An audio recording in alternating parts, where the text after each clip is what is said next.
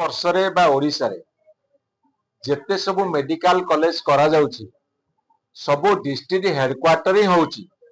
କାହିଁକି ନା district headquarter hospital infrastructure ଅଛି, ଡକ୍ଟର୍ସ ଅଛନ୍ତି, ଷ୍ଟାଫ ଅଛନ୍ତି, ତା ସାଥିରେ ଜିଲ୍ଲା ହେଡକ୍ୱାର୍ଟରକୁ ଦୈନିକ ହଜାର ହଜାର ଲୋକ ଯାତାୟାତ କରନ୍ତି।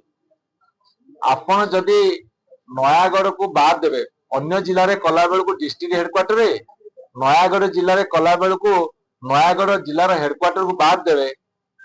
ଏଇଥିପାଇଁ ଜନସାଧାରଣ ବହୁତ ଅସନ୍ତୋଷ ପ୍ରକାଶ କରୁଛନ୍ତି। ଯେତେବେଳେ ଅସନ୍ତୋଷ ପ୍ରକାଶ କରିବେ, ଅସନ୍ତୋଷ ଦାନା ବାନ୍ଧି ନେଲେ ତା ଆନ୍ଦୋଳନ ରୂପ ନେବ। ଆନ୍ଦୋଳନ ରୂପ ନେଲେ ତାର ଭୟଙ୍କର ପରିଣତି ହବ।